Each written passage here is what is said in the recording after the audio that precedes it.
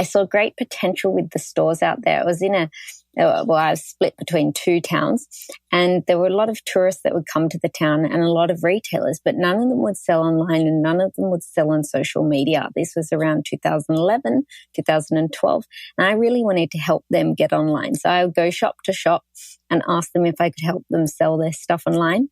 I originally built a marketplace. And their biggest problem was their product listings. I was trying to sell these products, but they'd give me terrible photos, terrible descriptions. Welcome to the Milk Bottle Labs Shopify e-commerce podcast, brought to you by Milk Bottle Labs, officially Ireland's top-rated Shopify experts. Milk Bottle Labs build, upgrade and market Shopify stores all over the world. If you're not happy with your current platform, Milk Bottle will migrate your online business to the Shopify and Shopify Plus platforms with zero interruption. This podcast is supported by Rewind.io, the leading backup solution for your Shopify store, available in the Shopify App Store. Thanks for listening. Now over to your host, Keith Matthews. Hey folks, greetings from Dublin again, and welcome to episode 7 of the Milk Bottle Shopify e-commerce podcast. So today I'm kind of excited because I'm interviewing Holly Cardew, who's the founder of the Pixc app, one of our favourite photo editing apps in the Shopify App Store. And it's an app that we've actually been using for quite a while. So it's always nice to talk to people that have actually created something that you're using. Based in Brisbane, Holly shares with us her story to date, her journey creating an app for the Shopify ecosystem, and shares some tips and tricks in relation to photography along the way. So let's dig in. Holly Cardew from Pixc, how are you? Great, thanks for having me. What part of the world are we speaking from, Holly? Currently in Brisbane in Australia. So I spend a lot of time here, but lately I've actually been in multiple places. So I'm never in one spot. Did you attend any of the Pursuit events? I believe the Indian Pursuit event at the moment. Yes, I'd love to go to the one in India. Unfortunately, I won't make it. I did go to Pursuit in London and Berlin recently, which was fantastic. It was great to see the European ecosystem, Shopify ecosystem over there. Is there a different attitude towards what you do in any particular part of the world, Holly, or are photos just absolutely essential regardless of where you're based? Yeah, I mean, I think that's definitely true. Photos are important. It doesn't matter where you are in the world. People do want the photos because they're not going to necessarily read the product descriptions. Also, because you can't pick up a product when you're shopping online. The photos are super important. I think what's interesting is I've noticed is in different markets, people want more or less photos. I do know in Japan, selling on certain marketplaces, you have to have, I think, around 9 photos, whereas we don't have that requirement necessarily in Australia or in Europe. It's not only about quality photos, it's also about the fact that the more volume of high quality photos you have, the more of a chance you have of getting a sale. Definitely. I think it also reduces returns for our customers. So, you know, there's nothing worse than receiving a product and realizing that the back of the dress or the back of the item looks different, but you didn't realize that it has a zip instead it has buttons because they didn't supply a photo, the store didn't supply a photo. So I think providing as many photos as possible for the consumer is best. Interesting feedback. So Holly, I'm interested to hear a little bit about you. You have the esteemed honour to be named as one of the, in 2016, as one of the Forbes 30 under 30. You have a great history of being involved in previous startups. So can you just give us an insight into that and how you led up to developing Pixc? Yeah, so I was actually living in a town of 10,000 people in Australia at the time, and I saw great potential with the stores out there. I was I was split between two towns, and there were a lot of tourists that would come to the town and a lot of retailers, but none of them would sell online and none of them would sell on social media. This was around 2011, 2012, and I really wanted to help them get online. So I would go shop to shop and ask them if I could help them sell their stuff online. I originally built a marketplace, and their biggest problem was their product listings. I was trying to sell these products, but they'd give me terrible photos, terrible descriptions. And then some retailers didn't want to be part of my marketplace, which was fine because I learned a lot, but they did want me to build their own store. So I initially started building out on WooCommerce, and then I soon discovered Shopify and how easy it was to scale a business and not have to worry about the technology or the tech side of the business, just on the marketing and the online presence. And so I started out building their Instagram accounts, their Facebook accounts, and then their online stores. Holly, did you very quickly find you effectively unknowingly building a digital agency as you grew? Yeah, it's funny you say that, because at the time I didn't really think about that. And it was really just myself. And then I had a few freelancers that would help me. But essentially it was a digital agency. I went around to businesses and would build their store, run their social, run their marketing, run their emails, because they didn't have the experience, especially in the country. You know, they were really good at their physical retail, but they had no idea about digital presence. I suppose when we look back, that was around 2012 to 2014. So yes, not that long ago, but obviously social and e-commerce has grown rapidly since then. The Pixc app itself, I'm interested in the structure. You have a remote structure. So the customer on the Shopify store submits some photos, and then those photos go to a member of your team that are remotely distributed around the world. Could you just give us some insight into the structure of that? Yeah, sure. So because I was a couple of reasons. I wanted to provide people with an on-demand 24/7 service. That was really important to me because I didn't want to keep it to one location. So we've built a team of designers. So our app has algorithms to determine, which images should be edited and how. And then based on the user's requirements, either it can be done partly by an algorithm or it gets sent to a sort of a private group of designers around the world who are distributed. So it's a bit like Uber, where they have drivers, but not everybody can come and become a designer on the platform. We screen all designers heavily and they can take work. So the benefit for the designers is that they don't have to keep looking for work. There's a lot of designers around the world who don't want to spend their time going through a training process, going through a hiring process. And same with our customers. They don't want to go through a process of, that one day they need one designer, the next day they need 20 designers, depending on how many images they have or how many products they have. So we have that on-demand workforce for them, essentially. Have you developed a significant platform behind that to manage that? Was there an investment required? Yes, definitely. I mean, we don't manually manage all the jobs. It goes into a system. It's filtered and ranked. So that's definitely something that we could look at using for other processes or resell that platform to other people who want workflow software. But that's not our core focus at the moment. Our core focus and mission is to help the merchants. You've done extremely well there. Out of the 700,000 Shopify stores that are currently alive at the moment, there's a lot of mom and pop stores and a lot of smaller merchants. So the perception that I would have, looking from the outside in at your app would be that a lot of your users would actually be small businesses or mom and pop stores. But would it be also correct to say that there's plenty of large businesses actually using your service to simply outsource photography editing service? Yeah, I mean, we have a range of people. We do have some agencies. We do have some photographers who do work for merchants. And then we have a range of businesses. We definitely have some Shopify Plus stores as well. But I guess there is a whole gamut of people who do use Pixc, but our core customer is an established store with an established brand. And they have a large flow and change of product. So they may get a new collection or a new drop of products twice, 2 to 4 times a year. And they use Pixc for their image optimization. Okay, and is there a trend, Holly? Is there a vertical that's really, really popular? Like, would fashion be a popular vertical, or is it spread around?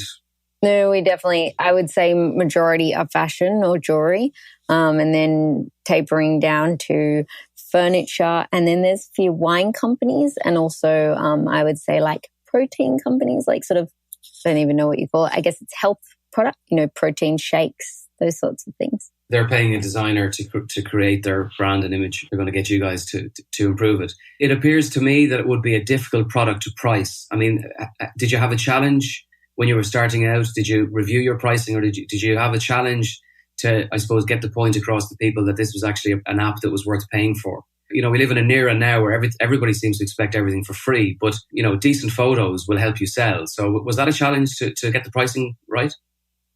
Yeah, I mean, I think every software company and every company has issues with pricing. And I think the pricing is never right. We are constantly changing our pricing. we went through a period of time where we didn't, but I think it's really important to test pricing. And I think also the challenge you have is you have some people say it's too cheap, and then you have some people say it's too expensive, and then you have people who don't say anything and use it all the time. Now, I think it's really important to speak to customers. I think also as a founder, we don't necessarily value our product as much as somebody else does. So it's always good to get outside opinion as well. For us, we have changed. We do a credit package model. But I think the thing is, the reason why stores use us is that they realize they need to have good images, number one. And then they either do it themselves or they hire a graphic designer who can be very expensive. So if we save them time and money and actually make their images better for their website, they see the value in that. There's also the opportunity cost, isn't there? Where if a founder or somebody busy running a busy e-commerce store, and the cost of them actually doing it sometimes outweighs the benefits. So they're as well off just to outsource that. We come across, Holly, a lot of stores with very, very poor photos, and when we suggest a photo shoot or a session with a photographer, the cost is the first thing that comes into a conversation, which I find sometimes amazing because it's kind of an obvious solution to a problem. If your photos are bad and you're not selling, well, the first thing you need to do is improve your photos. Is it a case that you actually get a lot of customers that are trying to use your service to improve photos that are just really, really bad? I mean, does it get to a point where with certain clients you just can't do anything because the actual original image was just very, very poor? Well, I think a couple of things. If the image is too small, you can't increase the pixels, so they will have to reshoot. The other thing is if the lighting is so terrible. If it was taken in a professional setting and the lighting's bad, usually you can adjust it. But if it was taken on a mobile phone and the lighting is poor, you won't be able to adjust it. If you do, the color of the product won't be true. And then again, and after that, when you sell the product, you get returns because people are like, this is not the color of the product that I ordered. But we always suggest if you're starting out, like smartphones, like the cameras in the smartphones are really good these days. And if you can shoot in natural light, and that does not mean in direct sunlight, that means inside next to a window, you can usually get a pretty good photo and then you can have it edited. Either we can edit it, but there's also a ton of photo editing apps on mobile phones. Yes, it's tedious, but if you are in a very tight budget, you could do something like that. I think we're pretty cost effective if you're starting out. We don't charge, $100 a photo. We're looking at something under $2 a photo. And if it's going to increase your conversion rate, then it's definitely worth it. But I would say, you need to have half decent photos to begin with. But I agree you should be focusing on your photos because you're going to use those photos not just on your website, but on your social media, in your newsletters. You might even use them in print. You might use them on your Facebook retargeting ads. So you want to have good content from the beginning. One of Shopify's most popular blogs is about product photography, and it explains to the users, I think it's a couple of years old, and it's probably one of the most shared blogs they have, is how to take decent product photography. So, but the fact that even though smartphones are getting better, does the fact that you're probably getting very little off an SLR camera, does that make your job harder? Or does it, at the end of the day, it doesn't make too much of a difference to you guys? You're going to improve it the best you can. Yeah, it doesn't make too much of a difference to us. But I think that if you do have the budget or you do have a professional camera or professional photographer, I say do it. Focus on those photos and get it done with the best quality that you possibly can. Very good. So Holly, Pixc is a particularly popular app in the Shopify ecosystem, but you also provide a service just to upload photos through your website and you operate on a number of other platforms. Isn't that right? So you're not restricted just to Shopify? No, we're not restricted to Shopify. We have our app integration with Magento, WooCommerce and BigCommerce. We do, however, have two apps on the Shopify App Store. Rather than we haven't actually built the second app on the other platforms just because we wanted to test it out on one platform first. And that is our photo resize app. So it analyzes your store and tells you which photos you need to have resized, and then it will automatically resize it based on which images need to be fixed. So we're thinking about building it out onto other platforms because it has been successful. That raises an interesting question. So if a customer submits photos through the Pixc app, you only edit the quality of the photo. You don't resize. Is that right? We can. So we have two apps. One that's more of a automated app, which is resizing only. And then we have another app, which is a lot more manual. And that is fixing the photos. And we can certainly resize on that one too. The other one's just all it does is it analyzes your store and resizes only to make them all square and all your images uniform across your website. But the other app, we will have someone check every single image for you and edit and remove the background, change the color of the background, add shadows or reflections if you need them. So that's a much more hands-on app. But not for the user, hands-on on our end. And is that, I just see that it's got the one you're talking about there, the photo resize app. It's got over 1,000 reviews in the Shopify App Store. So how is that priced? Is it an identical pricing model to Pixc? It's a completely different pricing model. And the reason for that is it's 100% automated. So we price that your first 150 images are free. And then you can either choose to pay $19.99 a month for unlimited photos, or you can pay 5 cents per image ongoing. Does the Magento ecosystem have a similar business model to Shopify in terms of just billed automatically once per month or billed onto the Shopify invoices? Does Magento operate the same way? So we have our pricing. So we only have one app on the Magento store, which is more of our manual app. So the background removal and the shadows and reflections. And that is the same pricing as our Shopify app. So we keep all our pricing same across each platform. Very good. You mentioned that you had built your initial marketplace on WooCommerce. I interviewed Adip Panar, one of the founders of WooCommerce. I'm sure you're well aware of the Conversio app on the Shopify store. So it was interesting that you actually used his platform initially. You've built up a team. You have an extremely successful app.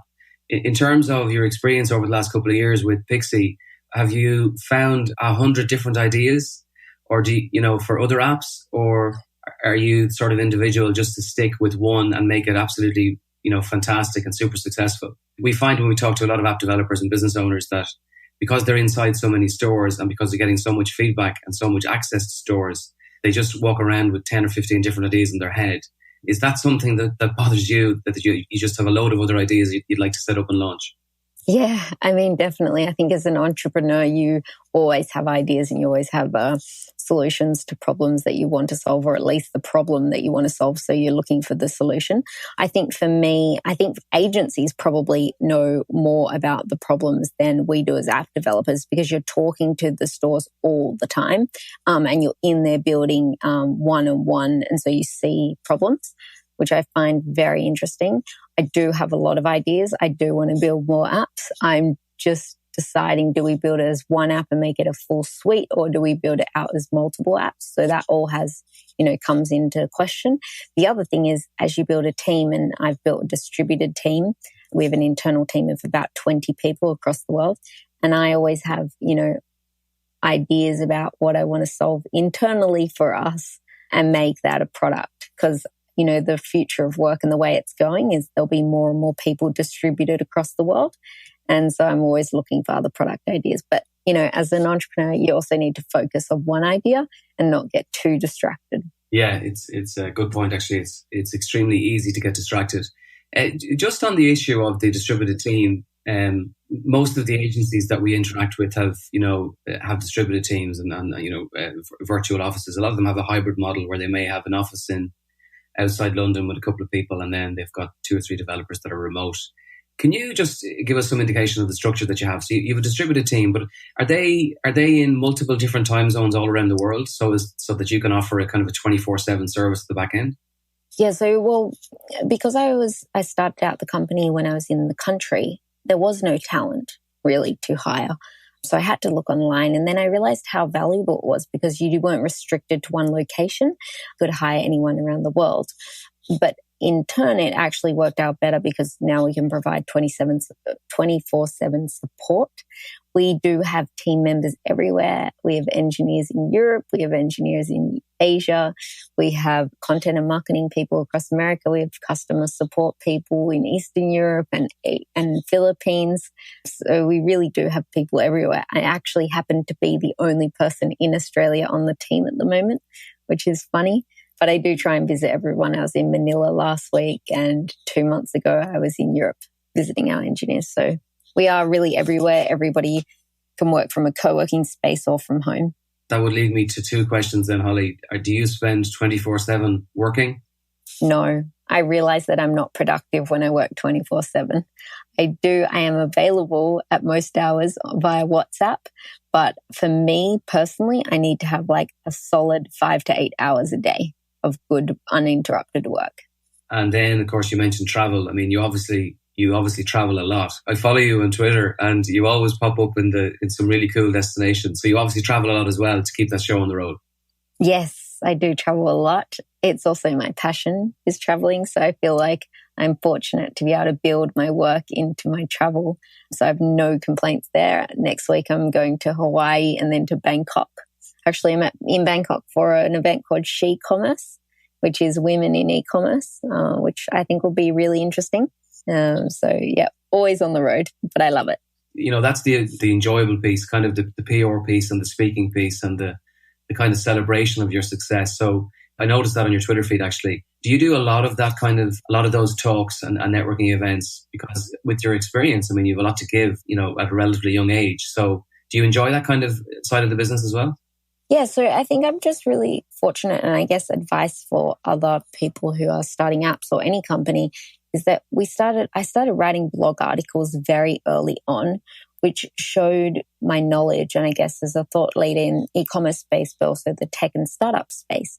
And so what happened is that now people approach me. Like I didn't hear about she-commerce until they reached out to me. So I think over time, look, I've been in this game with Pixc for 4 years. So doesn't happen overnight. But if you can start blogging or start writing on LinkedIn or start writing on Twitter and putting links back to your LinkedIn posts or your LinkedIn articles or on your personal blog or on your company blog, that can be really helpful too.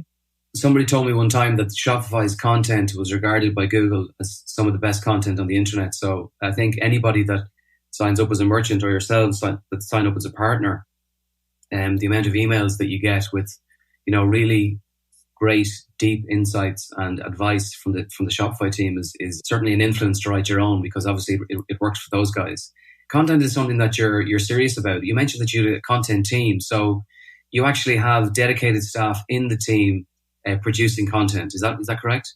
Yeah, so we have a content calendar and we schedule out different posts. So both for my personal writing or personal posts as well as the company posts. And then if anyone is a guest blogger on our own company website, or we do a guest post for another website or another platform.